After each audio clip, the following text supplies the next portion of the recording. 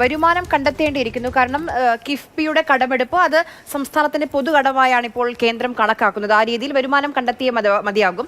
രഘുനാഥ് നാരായണൻ കൂടി നമുക്കൊപ്പം വിവരങ്ങളുമായി ചേരുന്നു. രഘു, ഇപ്പം ദേശീയപാത വികസനം പൂർത്തിയാക്കി കഴിഞ്ഞാൽ ഏതൊക്കെ ഭാഗങ്ങളിൽ ടോൾ ബൂത്തുകൾ ഉയരാനിരിക്കുമെന്ന് നമ്മൾ ഇങ്ങനെ ആശങ്കയോടുകൂടി കാത്തിരിക്കുകയാണ്. അതിനിടയിലാണ് ഇപ്പോൾ ഈ സംസ്ഥാന പാതകൾ എന്ന് പറയുമ്പോൾ ബൈപ്പാസ് വരും, തുരങ്കപാതകൾ വരും, മലയോര തീരദേശ പാതകളിലൊക്കെ വരും ടോൾ ബൂത്തുകൾ.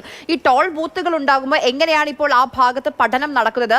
ഈ ഫാസ്ടാഗ് ആയിരിക്കുമോ, AI ക്യാമറയുമായി ബന്ധിപ്പിച്ചായിരിക്കുമോ? അതുമായി ബന്ധപ്പെട്ട് അവിടെ നടക്കുന്ന പഠനങ്ങൾ ഏത് രീതിയിലാണ്?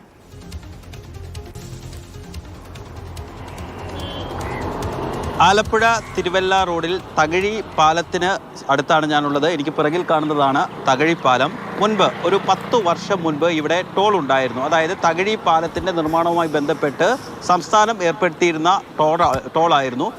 LDF സർക്കാരിൻ്റെ ഒരു നയപരമായ തീരുമാനത്തിൻ്റെ പേരിൽ ടോളുകളെല്ലാം അവസാനിപ്പിക്കുന്നു, സംസ്ഥാനത്തെ ചുങ്കങ്ങളെല്ലാം അവസാനിപ്പിക്കുന്നു എന്നൊരു തീരുമാനത്തിൻ്റെ ഭാഗമായി ഇവിടുത്തെ ടോൾ അവസാനിപ്പിച്ചതാണ്. അതായത് കിഫ്ബി പദ്ധതി പ്രകാരം കഴിഞ്ഞ സർക്കാരിൻ്റെ കാലത്ത് ആദ്യമായി പണിഞ്ഞ റോഡാണ് ഈ അമ്പലപ്പുഴ തിരുവല്ല റോഡ്. പ്രത്യേകിച്ച് ഹൈവേയിലൊക്കെ ഉണ്ടായിരുന്ന BMDC tarring, between concrete tarring ആണ് ഇവിടെ നടത്തിയിരുന്നത്. മുൻപ് ഹൈവേയിലൊക്കെ ആയിരുന്നു ഉണ്ടായിരുന്നത്. പക്ഷേ പിന്നീട് അത് ആദ്യഘട്ടത്തിൽ, അതായത് സംസ്ഥാനത്ത് ആദ്യമായി ഒരു സ്റ്റേറ്റ് ഹൈവേ അത്തരത്തിൽ ബിറ്റ്വീൻ കോൺക്രീറ്റ് ടാർ ചെയ്യുന്നത് ഇവിടെയാണ്. കാരണം കഴിഞ്ഞ മന്ത്രിസഭയിലെ പൊതുമരാമത്ത് മന്ത്രിയായിരുന്ന G. സുധാകരൻ്റെ ഒരു ഡ്രീം പദ്ധതിയായിരുന്നത് അമ്പലപ്പുഴയിൽ നിന്ന് തിരുവല്ലയിലേക്കുള്ള സംസ്ഥാന പാത. നമുക്കിപ്പോൾ തന്നെ ദൃശ്യങ്ങളിൽ നിന്ന് കാണാം, ധാരാളം വാഹനങ്ങൾ വരുന്നൊരു റോഡ് കൂടിയാണ് ഇത്.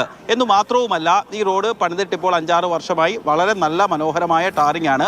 ഇതിൻ്റെ അടിയിൽ കയർ ഭൂവസ്ത്രം വിരിച്ചിട്ടുണ്ട്. കാരണം ഈ ചതുപ്പ് സ്ഥലമായതുകൊണ്ട് വലിയ ഭാരമുള്ള വാഹനം പോകുമ്പോൾ റോഡ് ഇരിക്കാനുള്ള സാധ്യതയുണ്ട്. അത്തരത്തിൽ വളരെ ശാസ്ത്രീയമായി പണിത റോഡാണ്.